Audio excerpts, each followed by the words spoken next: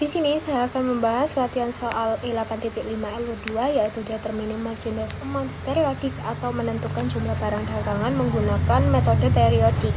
Disebutkan jika 2 atau lebih item dihilangkan dalam setiap tabulasi data laporan laba rugi yang ditunjukkan di bawah ini.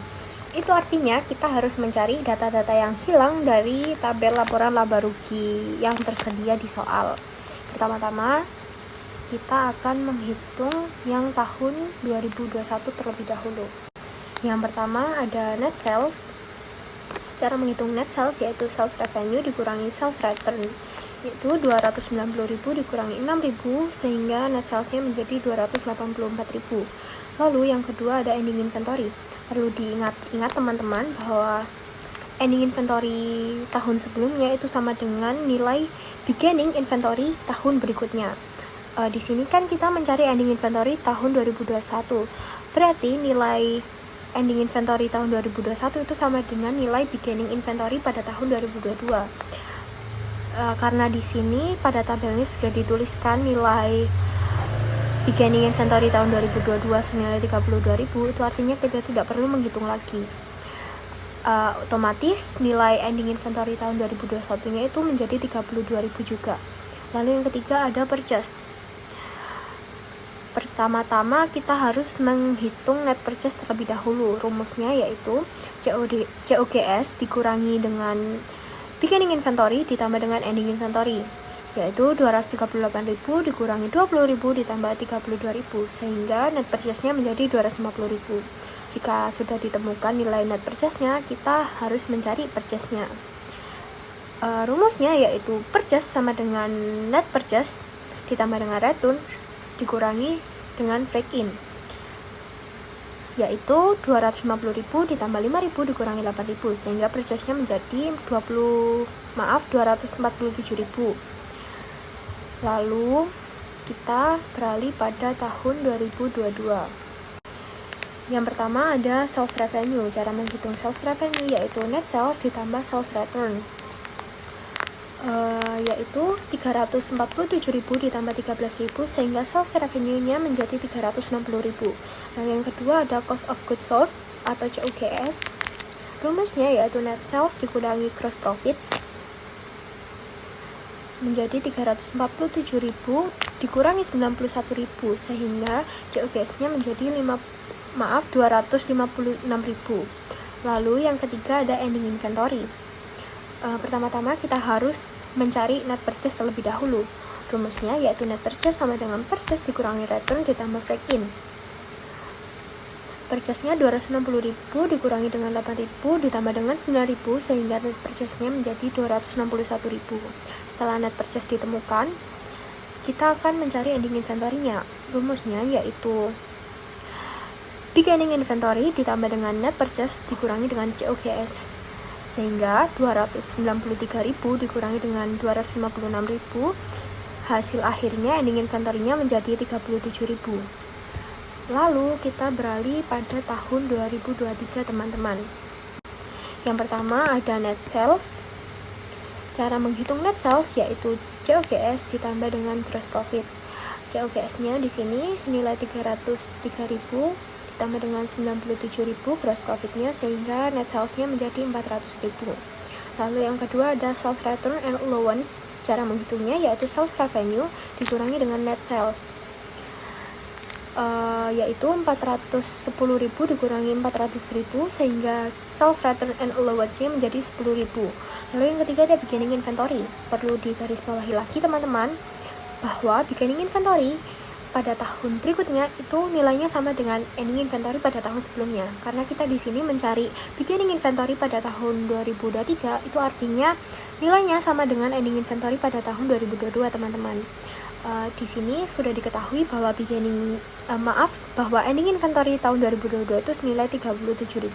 Berarti artinya beginning inventory tahun 2023 itu nilainya juga 37.000. Lalu yang keempat ada inventory. Rumusnya yaitu kita akan mencari net purchase terlebih dahulu.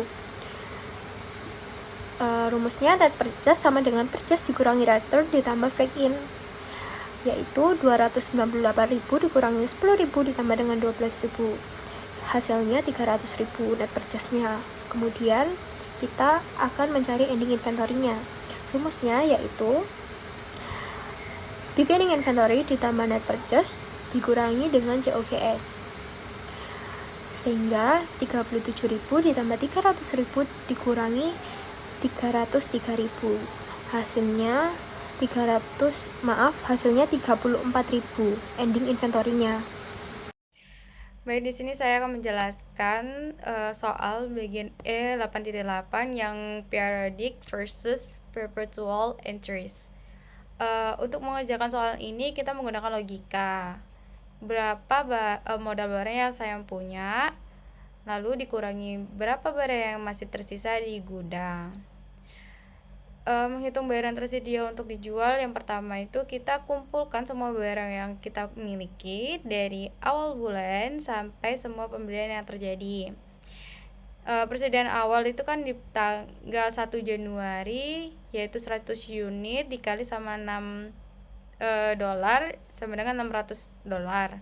Lalu ada pembelian di tanggal 11 Januari sebesar 150 unit dikali sama 6,50 dolar, jadi $975. Lalu ada pembelian lagi di tanggal 20 Januari sebesar 160 unit dikali sama 7 dolar sama dengan $1.120. Jadi total barang tersedia yaitu $2.695.000. Lalu yang kedua, kita menghitung persediaan akhir, yaitu dengan cara metode FIFO. FIFO ini barang yang masuk pertama atau keluar pertama. Jadi kalau barang yang tersisa adalah barang dari pembelian terakhir. Sisa barang di gudang itu 110 unit.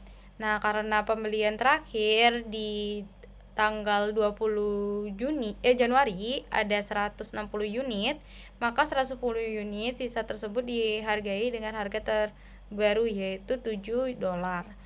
Nilai persediaan akhir jadi 110 unit dikali sama 7 dolar menjadi 770 dolar.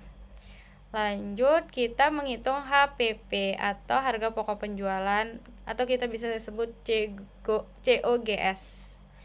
Selisih antara total barang yang tersedia dengan yang tersisa adalah barang yang laku terjual. Jadi HPP-nya itu 2.695 dolar dikurangi sama 770 dolar jadi 1.925 dolar.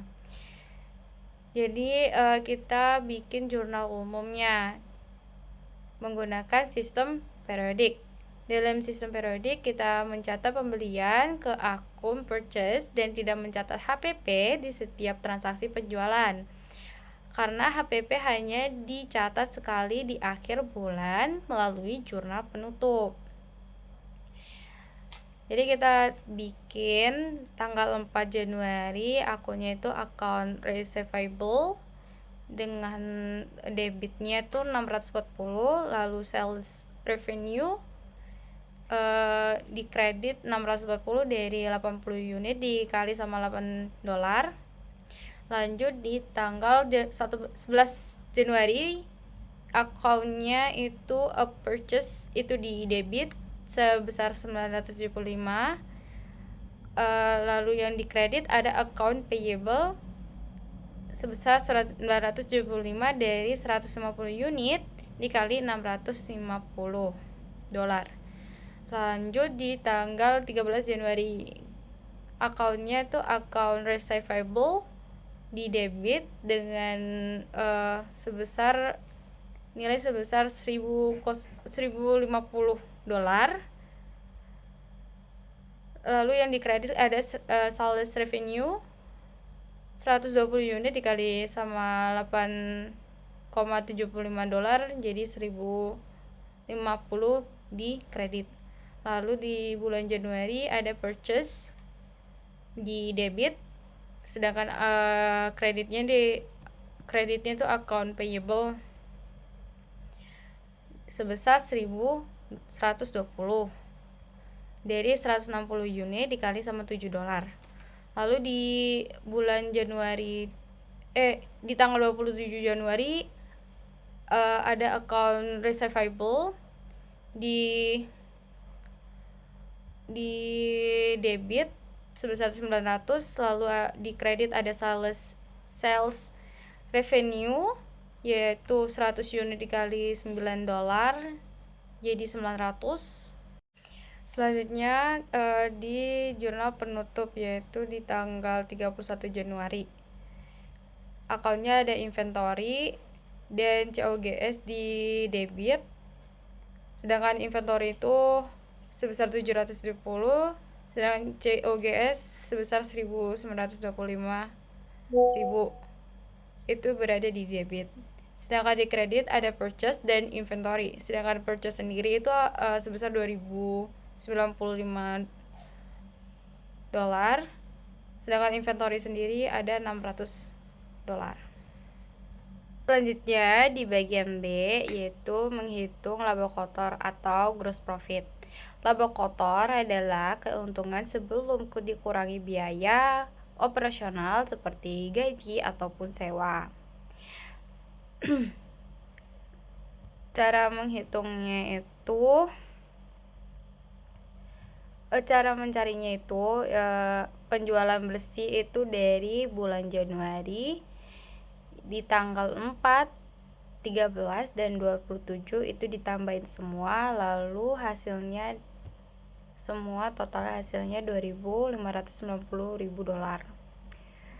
Lalu ada HPP. HPP itu yang tadi yang kita udah hitung yang sebesar 1.925. Lalu laba kotornya dari hasil net sales atau penjualan bersih dikurangi sama HPP-nya. Jadi kita ketemulah gross profit-nya sebesar 665.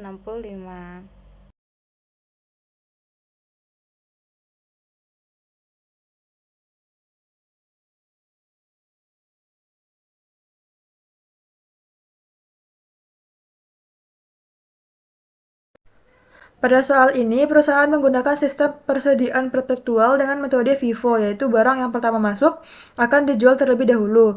Dalam sistem perpetual, setiap transaksi penjualan langsung diikuti dengan pencatatan harga pokok penjualan atau COGS, sehingga nilai persediaan selalu terupdate. Langkah pertama adalah mencatat transaksi penjualan pada tanggal 4 Januari. Perusahaan menjual 80 unit dengan harga $8 per unit, sehingga total penjualan sebesar $640.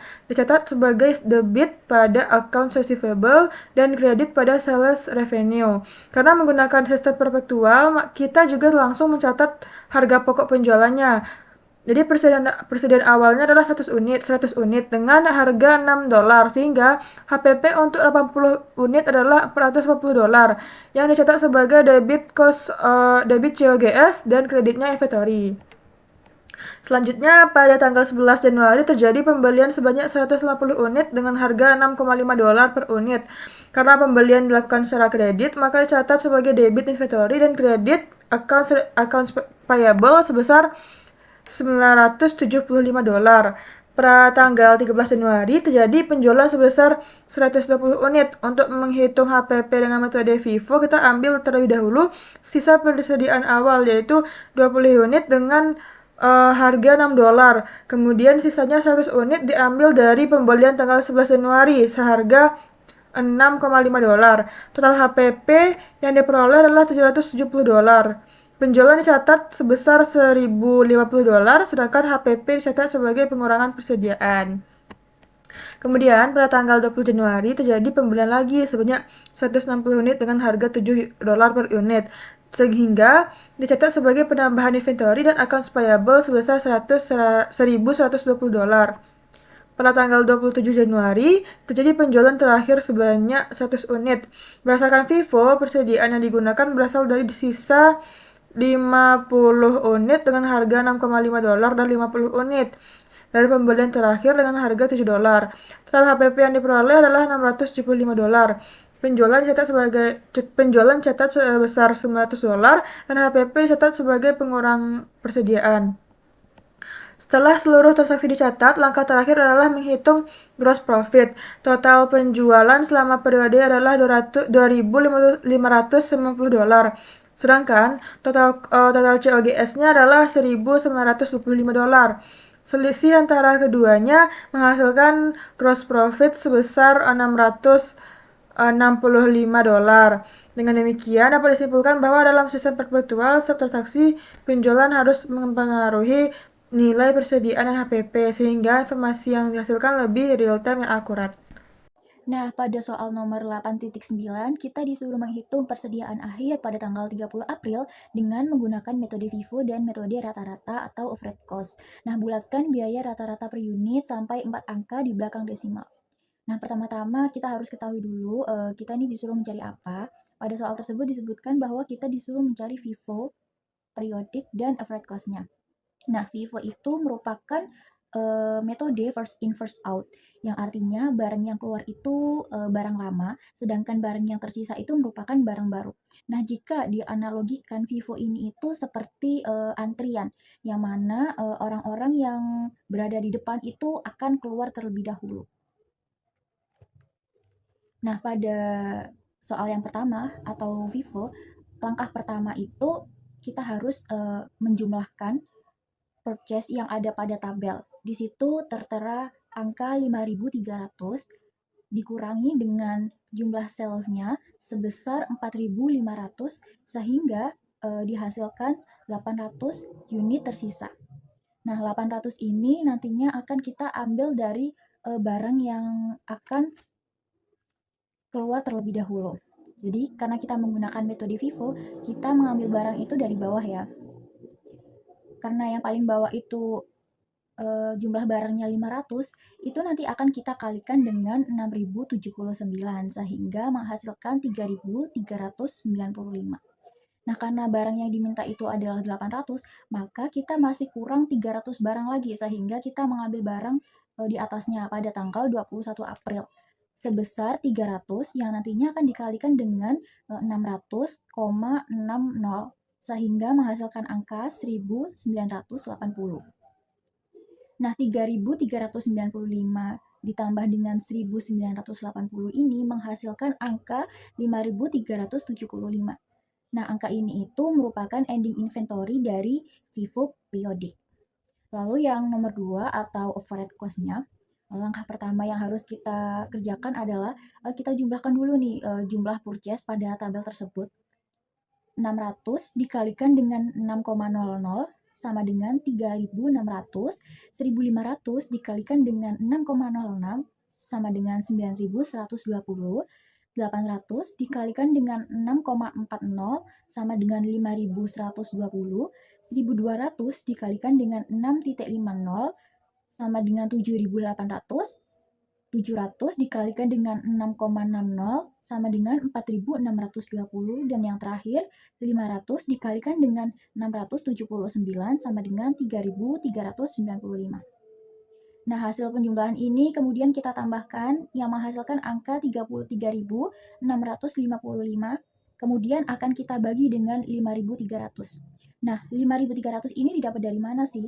Jadi 5.300 ini didapat dari jumlah purchase yang tadi telah kita hitung ya. Nah, lalu pembagian ini kemudian menghasilkan angka 6,35. Sehingga pada unit yang tersisa sebesar 800 tadi dikalikan dengan 6,35 yang average tadi, sehingga menghasilkan angka 5.080. Nah, angka 5.080 ini merupakan ending inventory dari average cost. Selanjutnya kita memasuki soal B, yakni perpetual. Yang pertama untuk FIFO. Nah, dalam metode FIFO ini untuk hasil perpetualnya akan sama dengan hasil dari periodik, khususnya untuk ending inventory-nya, yakni sebesar $5.375. Lalu untuk yang kedua, moving average atau perpetual average. Nah, dalam metode average sendiri ini itu rata-rata yang bergerak, yang dimana apabila nanti akan ada barang yang masuk atau pembelian, maka akan dihitung lagi. Nah, bisa kita lihat pada tabel. Ini saya membuat tabel dari tanggal 1 sampai 29 April, yang dimana ada transaksi dari saldo awal hingga tanggal 29, yakni pembelian lagi. Lalu ada unitnya berapa, lalu harga per unitnya, total biayanya, saldo unitnya, saldo nilainya, dan juga rata-rata baru. Nah, selanjutnya kita akan mencari dari total nilai uang dari bagian atas. Untuk yang terakhir ini kan pada tanggal 27 April itu kita melakukan penjualan. Nah, sisa dari unitnya sendiri itu sebesar 300 dan saldo nilainya itu sebesar 1939,01. Dari ini nanti maka 1939,01 ini akan ditambahkan dengan pembelian baru pada tanggal 29 April, yang dimana itu pembeli 500 unit dengan harga per unitnya kan 6,79. Nah, 500 ini akan dikalikan dengan 6,79 sehingga menghasilkan 3.395. Maka 1939,01 ini akan ditambahkan dengan 3.395, yang mana akan menghasilkan total nilai uangnya sebesar 5.334,01. Lalu selanjutnya akan mencari total jumlah unit. Dari sisa unit sebelumnya akan ditambah dengan unit baru. Nah, sisanya tadi kan sebesar 300 nih, maka akan ditambahkan dengan pada tanggal 29 April sebanyak 500, maka 300 tambah 500 menghasilkan 800 unit. Nah, lalu kita akan mencari harga rata-rata per unitnya atau moving average-nya. Ini dari hasil total nilai uang tadi sebesar 5.334,01 akan dibagi dengan 800 unit sehingga menghasilkan hasil akhir di sini rata-rata barunya sebesar 6.667,5.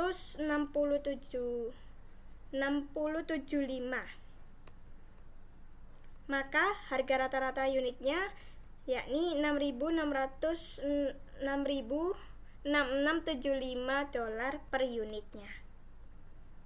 Untuk soal C, ini kan menganalisis periode inflasi.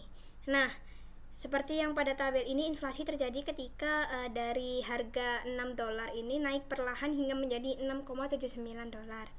Nah, dari metode FIFO itu dia akan membebankan biaya dari stok lama yang harganya lebih murah ke dalam HPP-nya atau harga pokok penjualan, sehingga HPP ini akan lebih rendah, otomatis membuat laba bersihnya menjadi lebih besar.